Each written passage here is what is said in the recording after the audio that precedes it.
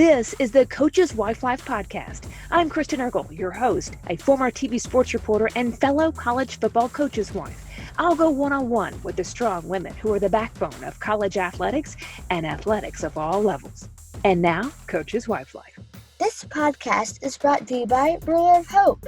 Ruler of Hope is a nonprofit that supports medically fragile children.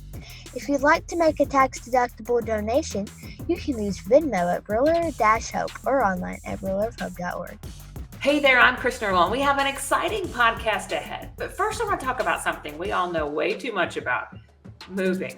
Just the thought of that can bring an unsettling emotion. Well, I found a team that can take that load off your plate. It's D1 Relocation. This group can do it all. They can organize your move, coordinate with a moving company, and a trusted real estate agent. They can actually vet key household partners such as schools, insurance agents, physicians in the area. They can even help set up your Wi-Fi and water. It's incredible. So I've come to know this team, which is actually founded by a coach's wife.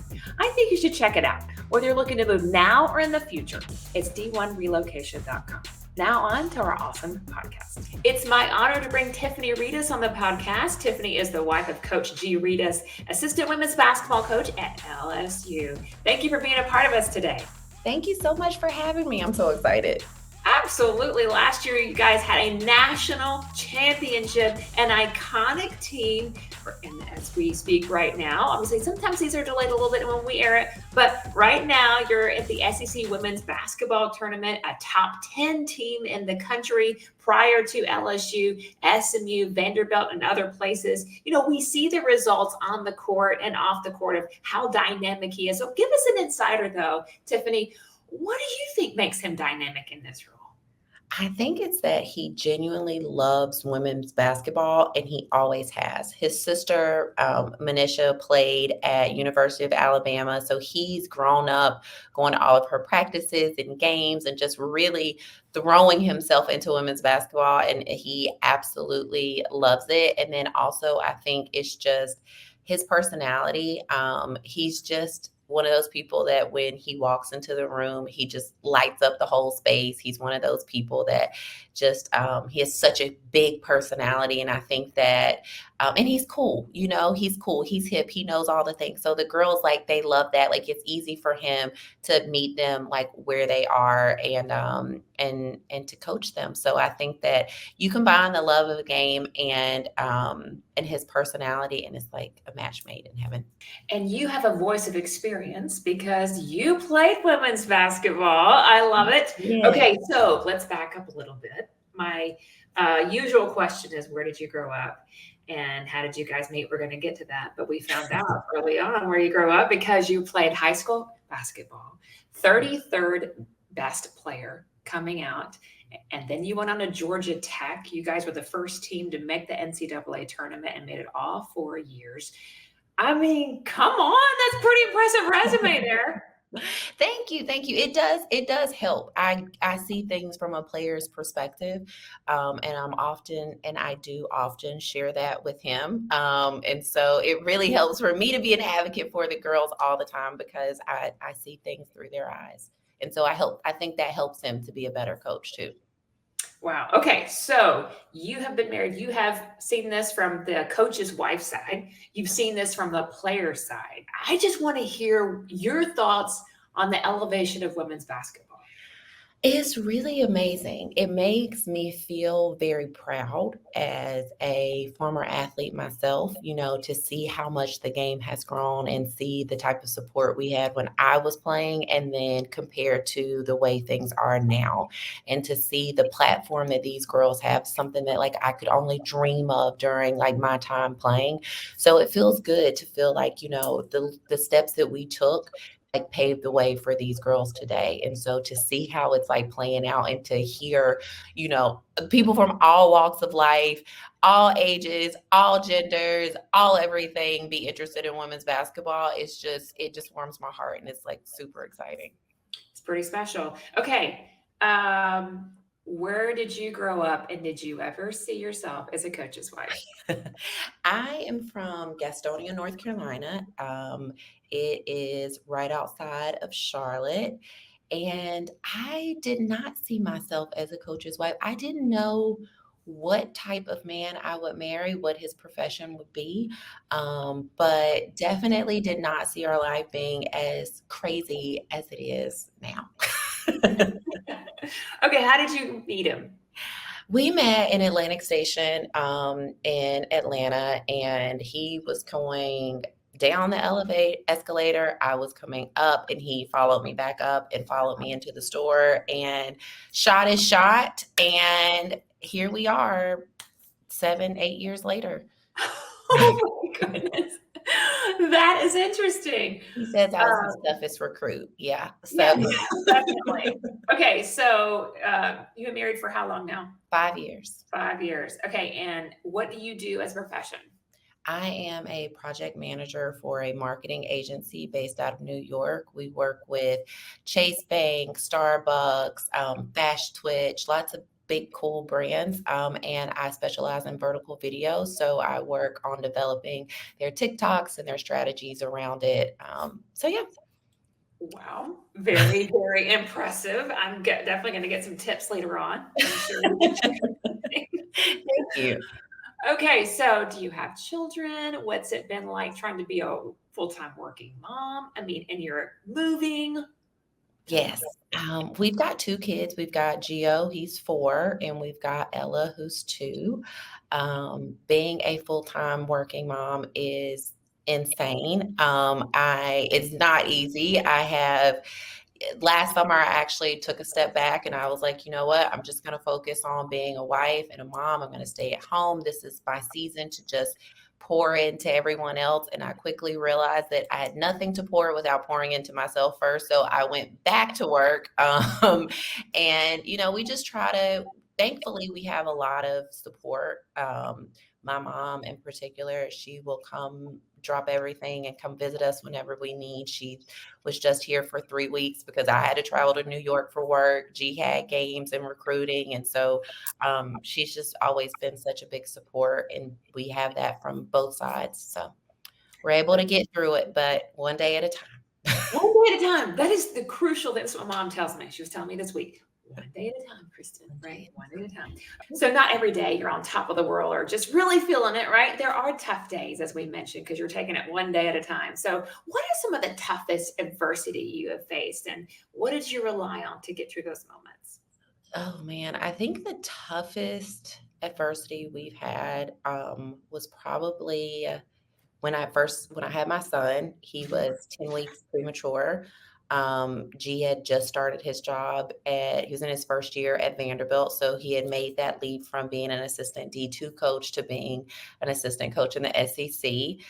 So it was a big career jump for him. And at the same time, we had this major challenge going on within our family. And so I think just experiencing that and trying to, allow him to make the most of this opportunity for his career. And then also, welcome our baby boy throughout all the challenges that we were having at that time with him being in the NICU for 60 days and that pulling G off the road. I think that was probably the toughest time in our marriage. And at the time, I was going through all the things you could imagine a woman going through with a baby in the NICU, suffering from preeclampsia, all of the postpartum anxiety, rage, depression, all of those things, while still trying to support him. But the way that I got through it was that I realized that I can't do this by myself. I'm not in control of any of these factors. I can only do what I can do, and I have to give the rest to God. And that's what we did. And I think it really brought us together as a couple, and it strengthened our marriage very early on because we were like, if we can get through this, we can definitely get through anything. So sometimes when we have these day-to-day challenges and it's like, oh my gosh, I've got to find, everything new in this new city and we have to start over. I'm like, okay, but at least we're healthy. We're healthy. We're happy, we're together, and we can get through it. I'm like, nobody's in the hospital today. So that's a blessing. Let's get through whatever this small thing is. So it helps to put things into perspective. That's what I was going to say. It sounds like for you, it provided so much perspective, so much depth, and it made you stronger. Yeah, for sure. For Yeah. sure. Wow. Powerful stuff. I can relate to that definitely. Really. It just changes you and a It good, does. yeah, so much. Okay. So this is year 5 of being a coach's wife. Yeah. What's one thing you're glad you have made a priority in your life?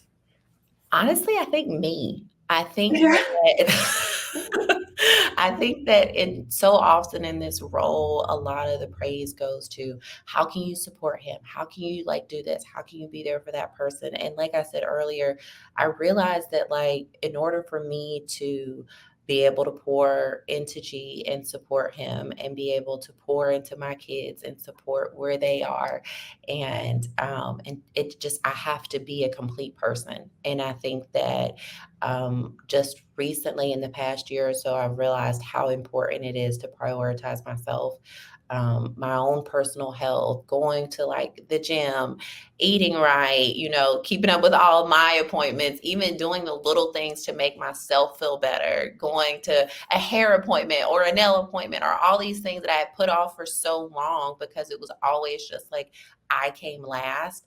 And I think that really changed things. And so now I'm not distracted by all of the personal things I want to do for myself. If I knock them out the way, I can give everybody all the things that they want and feel good about it and not, have some sort of self guilt at the same time. So, Yes, that's the thing. You feel guilty, or I feel guilty. I don't know about you, but I feel guilty sometimes when I'm like, I'm going to do this first, or you feel like it's off, but then you're not prioritizing the things that make you thrive.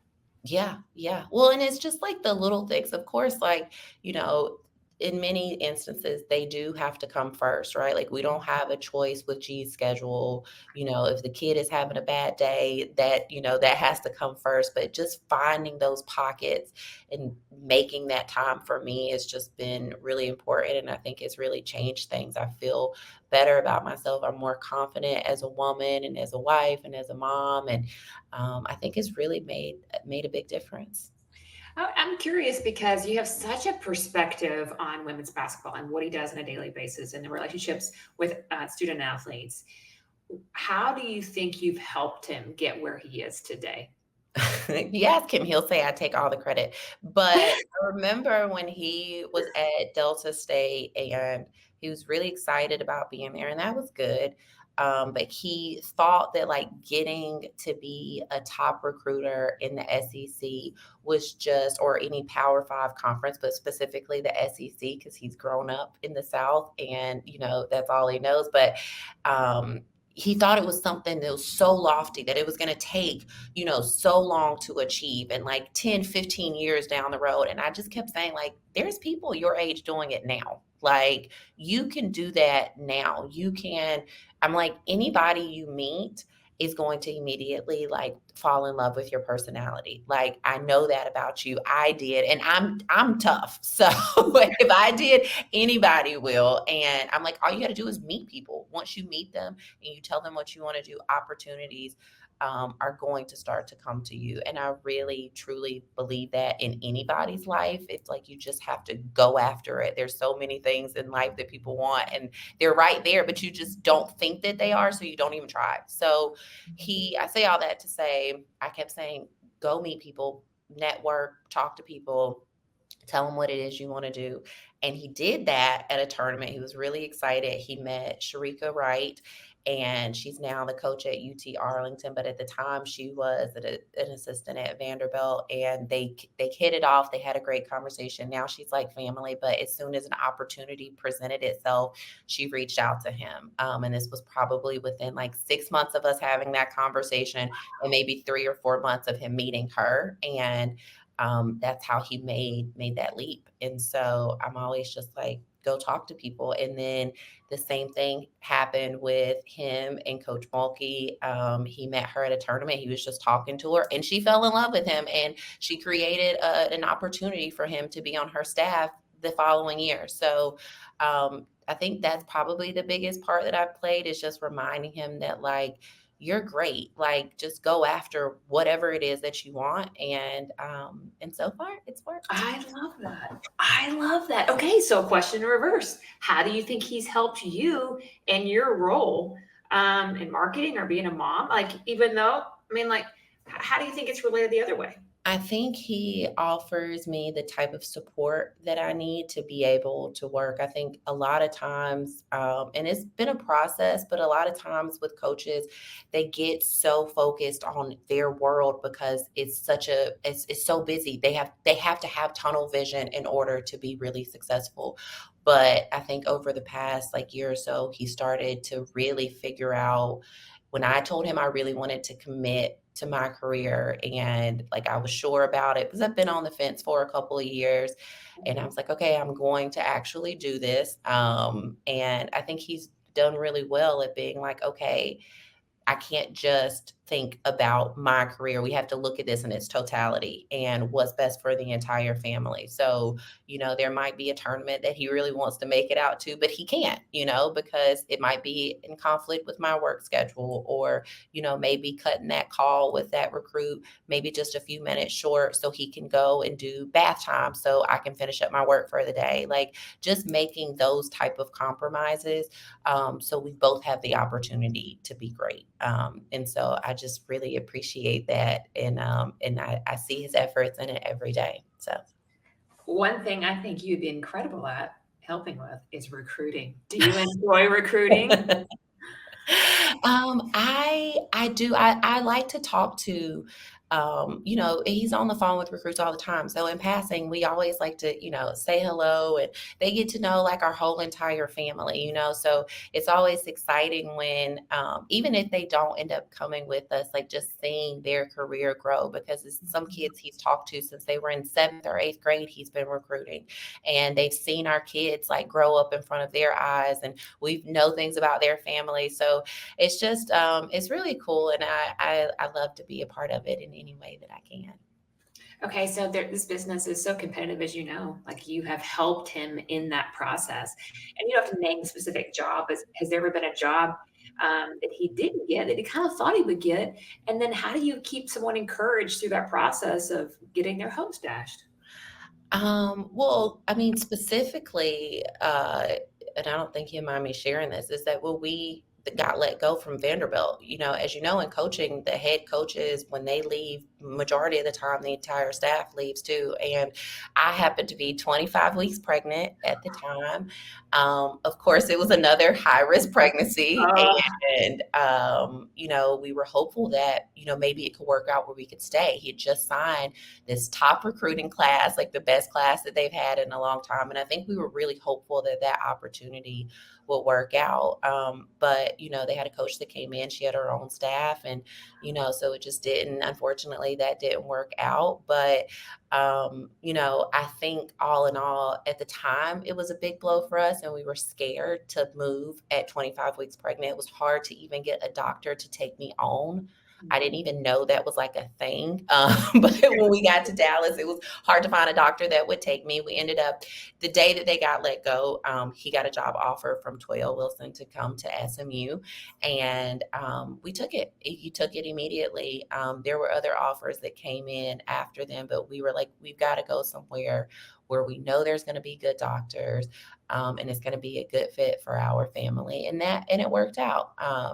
And so I think that sometimes, I think the lesson for us there was that even though you really, really want something, sometimes it works out better. All the time, usually it works out better than you expected. So yeah. we're happy with the way it played out. But I think the way that we just kept him encouraged is that at that time, we had to have tunnel vision on our family. We had to make sure that me and the baby were okay. We had to, as long as he had a job with benefits and we could go to the doctor and all of those things, that's what really mattered at the time. And I think he understood that. So Yes, never take that for granted at all. I've definitely had that perspective. So you've moved quite a bit just in the last couple of years. Practically, when do you move? What's your best moving tips? oh my gosh. Well, I'm a project manager. So this is where I take my career and apply it to real life. And, I immediately start thinking of logistics and how we can make everything happen. And so, during a couple of those moves, it was during the pandemic. So we had to rely on others to go and see I didn't even see the house that we bought in Baton Rouge until the day that we moved in. G had to come. I mean, I saw a virtual tour and Right. he came down to visit and take a look, but like I hadn't seen it in person myself and we'd already bought it. So we had to rely on other people to do it. But my best tip is to, as soon as you know you might be moving, start packing.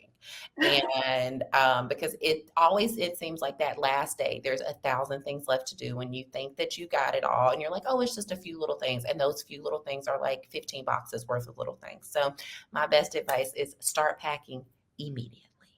That's perfect. That is perfect. Okay. So you have a lot of perspective, a lot of depth.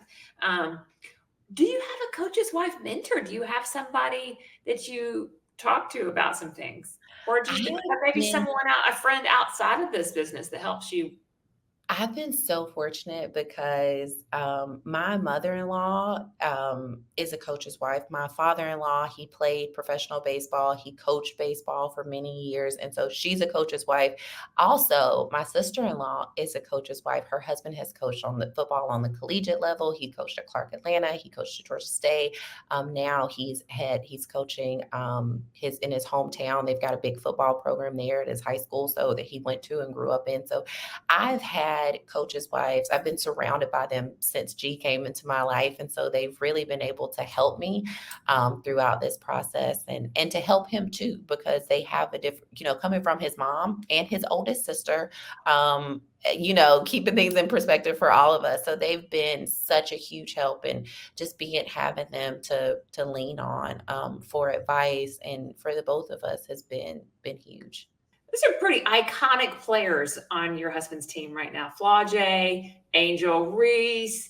I mean, it's got to be fun for you to be a part of this as well. How do you connect with them? I mean, give us an insider here. I try to meet the girls where they are. Being, an athlete myself, I think about like, what would I want from somebody in that position? What do I want from my coach's wife? Like, do I want anything from her? Like, what is it? And I try to meet them where they are. These girls are so huge on social media. That's their love language. And that's where I meet them. I'm supporting them. I'm reposting everything, commenting on everything, in their DMs, chatting all of the time about different things. And just being whatever it is that they need in that moment. If you need a sounding board, if you need a big sister, if you need a friend, whatever it is that I can offer up, I just make it known that I'm available. I don't push anything on them, but if you need me, I'm always here. And so, yeah, they all know that like we're like family, and we're here for you no matter what. I love that. And it's so different than the way that I do things a little bit, obviously, because ours is offensive linemen. So the Mm. way to their heart is cooking for them, Oh yeah. right? And so I'm like, yeah, that's their thing. But so funny to hear about, their love language is that. And it's really neat because obviously it supports some of their NIL endeavors and things like that. Do you ever do any cooking? Do they ever come over to the house, or is it more No, individual? I'm not really a group cooking girl. I wish I was. Maybe one day. I've got a friend in Baton Rouge. She's her husband coaches on the men's basketball team, and she has these huge dinners for the team all the time. And I'm like, can you just cook for me? And then I'll say I did it and invite them over to our house. But I have not. But we definitely plan on this summer, like getting the girls over. And we were actually talking about it last night, how we should invite all of the girls over before the tournament for just like a team bonding night. So we've got to get more into the routine of that. Our kids are so young and so They're wild and young. crazy. It's just like it's hard to come up for air. But yeah, definitely we're gonna start to incorporate that more. I love it. Obviously, in the last few years, transfer portal, NIL has played a part in all sports. How have you seen it impact where you are, and how have you adapted to these changes? Obviously, it's working for you. I think it's really neat. I think it changes like things because you're not getting these kids that you've recruited for all of those years, and you've known them since they were in the ninth, 10th grade, or they're coming in, they're young women, they're juniors or even sometimes seniors when they get to you. So I think that's a little bit different with the transfer portal. But my husband has had these relationships with some of them. He did recruit some of them, and then it worked out that it didn't work out somewhere else, and then they become our kids. So I think that it's just so interesting because these girls come in and some of them are superstars. Like we got like Haley Van Lith out of, and I'm like a fan from afar, and now she's like on our team. These very unexpected people come into your life in a way that you wouldn't, expect for it to happen. But it's just so cool to be a part of their journeys. And these girls, our team is full of superstars, of course, with Angel. And, it's funny because anytime I tell anybody in any walk of life that my husband coaches at LSU, they're like, do you know Angel Reese? I'm like, of course I know Angel Reese. We love Angel Reese. And, same with Flage, same with Haley. Anise is going to be the exact same way. So we just got these big stars. Michaela. I mean, the list goes on and on and on. Like our team is just full of these girls that I know that if my daughter grows up to like play basketball, and even my son, when they're inducted into their Hall of Fames years from now, they're going to be like, I knew her when I was just a baby. And, it's just so cool to be a part of their stories. Incredible stuff. Okay. How do you guys stay connected in the season? It's super hard. You've got young kids. You're on the road, both of you sometimes. I mean, what is it for you? I mean, is it text? Is it every so often you get to go I on wish date we night? those people that are like, oh, we have a date night once a week, but we don't. We don't have time for that. Sometimes it's as simple as just, making sure that we take a moment out of the day to call each other while we're working, to make sure that we watch a show maybe together at night or try to watch a movie. Sometimes we'll try to prioritize, like, let's just get the kids in bed early so we can hang out. And so I think that's kind of how we try to stay connected as much as we can, but we text all day. I send him memes on Instagram all day. My husband's hilarious. So, and then we just, we make sure that we usually eat dinner together whenever he's like home and available as a family, and talk about our day and just try to make that like a tradition and just a foundation in our home, and staying up on each other's lives. We talk about what's going on at work, what's going on with family, and just making sure that we are staying connected, because it's easy in this career, in this world, to drift apart and for everybody to kind of be in their own little silo with their own things going on. So we try to stay connected however we can. Love it. Love it. Okay. You try to prioritize yourself a little bit, get some downtime. Obviously, you're working out. I can tell you. Are you a runner? Do you lift? Like, what is your thing? I lift. I wasn't going about 4 days a week. It's fallen off these past couple of weeks, but I'm getting back to it. So I just like to lift and just like kind of zone out, maybe do a little bit of cardio. And then I like to meal prep. I'm on TikTok. I'm on social media. I post a lot of things about beauty and fashion, and I love that world. I love social media. I work in it, and so I do that a lot in my free time as well. Okay. What would you say some of the most rewarding aspects about being a coach's wife? Oh man, I think it's just, for one, just being G's wife and being able to see him, like I said, all of his dreams start to come true. And, even with just like the national championship last year, some coaches go their whole career and don't experience that. And so just being there and being able to witness all of that, and celebrate those moments with him, and also just being there as a support system when things don't necessarily go well. This year we had a couple of tough losses, unexpected losses, and I had to keep things into perspective for me, and then I also shared this with him, is that like, you're going to be coaching until you are a very old man and you can't anymore. And there are going to be a lot of games. And so these couple of games this year, like, I'm telling myself this, like, I've got to move on. It's okay. There's going to be a lot more games. It's going to be okay. But yeah, just being able to support, and then also, like I said, I think that we have such an incredible team that I'm like, it's so much in awe of. Like, it's like being a fan of the girls and knowing them at the same time, like, especially with like Angel, to just see how she's just impacted women's sports, not just women's basketball, but actually to be here to witness it, and to know that, G has been such a big part of her journey, and they're like two peas in a pod. And so just seeing how, impactful she is and being a part of that. And then same thing with the rest of our girls. Just like I said, I know they're going to have big, huge careers and be so impactful in the world in general. And just being a part of that is just so awesome. Phenomenal. Rapid fire questions. Are you ready? Yeah, I'm ready. What's the last book you have read? It's Restore Me. It's by Janelle Siggers. It is available on Amazon. It's a series. She happens to be my cousin's wife, and it is so good. I am blown away. I was like, oh, I'll just like promote this book, and I like went to type in the hashtag, and she's like this massive following all over social media. Like, it's like a huge deal. She does book signings, and she's the sweetest person. I never even knew that it was this big, and she has like a huge following, and I was like, oh my gosh, blown away. So be sure to check it out. It's really good. I never do blank at a game. Oh, any of the like Megatron activities, like if it's like a dance cam, if it's like a t-shirt toss, I am not participating. I am sitting there like cool as a fan. I am not doing anything. Please do not ever get me on camera at a game. Now they're going to go look for you.